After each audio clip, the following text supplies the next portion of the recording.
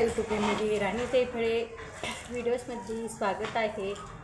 हे जे आपण वर्षभर म्हणजे कांदा खातो त्याचंच हे बोंड आहेत। तर हे मी मस्तपैकी आता बी तयार करणार आहे कांद्याचं। तर ते बी पहा कसं दिसतं आणि मी कशा पद्धतीत हे तयार करून ठेवते, कारण की आपल्याला दिवाळीच्या नंतर दसरा झाला की हे बी शिपावं लागतं, तो तयार करावं लागते। त्याच्यानंतर कांदा लावला जातो। हे हेच बोंड आहेत, हे मी चोळून घेते,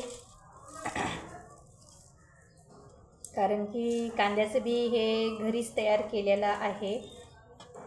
विकत आणण्यापेक्षा तुम्ही कांद्याचं बी असं बोंड धरून घरी पण करू शकता। प्रत्येक वेळेस विकत आणणं आपल्याला शक्य नाही, कांद्याचं बी पण खूप महाग आहे।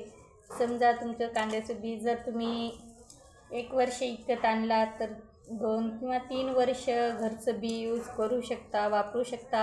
जसं मी आता ह्या वर्षी म्हणजे घरीच बी तयार करत आहे पहा, कारण दरवर्षी विकत आणणं पण शक्य नसतं। हे बी खूप महाग राहतं, कांद्याचं स्वस्त भेटत नाही।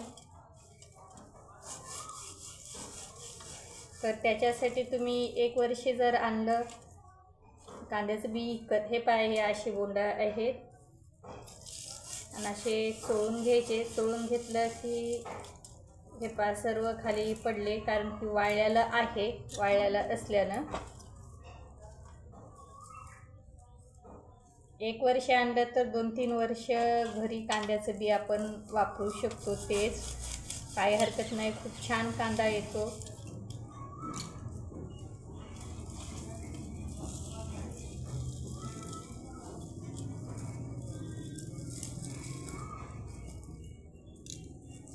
कोण असं करतं, कोण कांद्याचं बी तयार घरीच करतं, हे पण नक्की कळवा।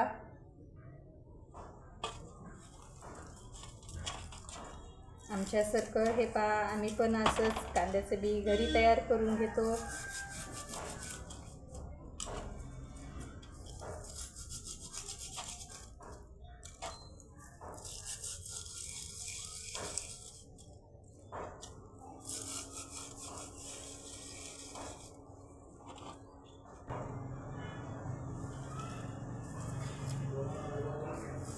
हे अशा पद्धतीमध्ये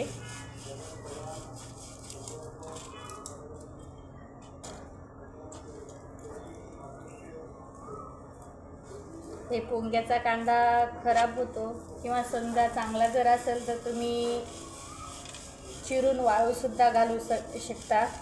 हे जे आता बी धरलं ना, ते कांदा पोंग्याचा कांदा म्हणला जातो। तर समजा चांगला असेल तर तुम्ही चिरून वाळू घालू शकता वर्षभर मसाल्यासाठी। अशा पद्धतीत ते कांदा पण वापरला जातो आणि असं बीसुद्धा डबल उपयोगी येण्यासाठी तयार करू शकता अशा पद्धतीत, कारण की वाया काहीच जाणार नाही।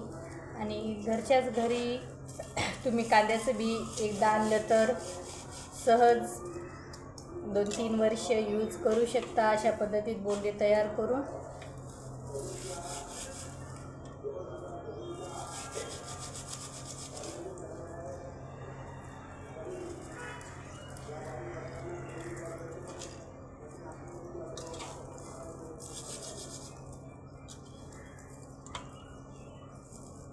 आणि हे पण सांगा, म्हणजे कोण अशा पद्धतीतच घरी तयार करतं किंवा कोण विकत आणतं, जशी तशी म्हणजे वेगवेगळी पद्धत राहते। कोण प्रत्येक वर्षी विकत पण आणतं, आणत नाही असं काही नाही तसं। त्याच्यासाठी मी विचारित आहे, कोण विकत आणतं किंवा घरीच अशा पद्धतीत माझ्यासारखं तयार करतात।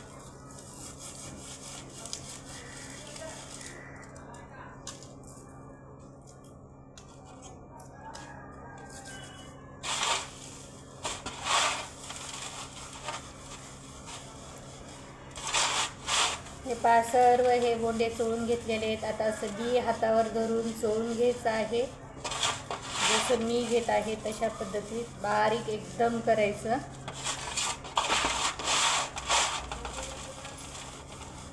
हे पहा असं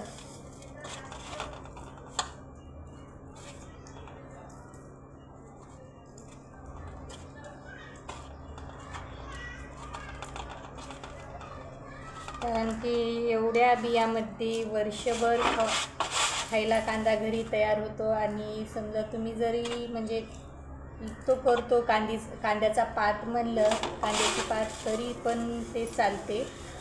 तुम्हाला इकल्या पण जातं आणि घरी कांदा खायला पण होतं. एवढ्या बियामध्ये सुद्धा खूप बी तयार होतं ह्या कांद्याचं. थोडासा बाहेरचा आवाज येत आहे, फोटो फॅमिली समजून घ्या.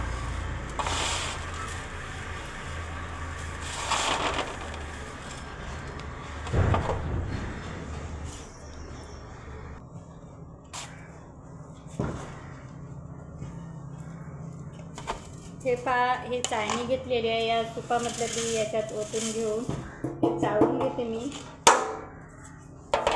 की हे चाळणं असं खाली पडतं आणि बी मात्र वरती राहतं.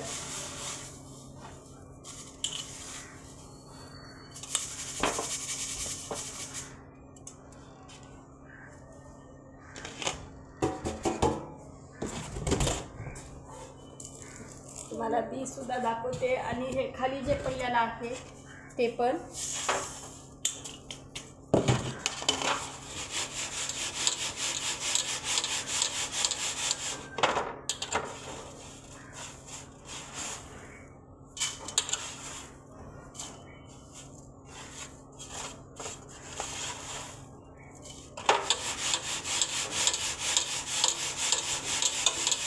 हे पहा असं तुपानं घोळून काढायचं समोर सर्व. असं म्हणजे हे भुसकट येतं किंवा असं फटकून काढायचं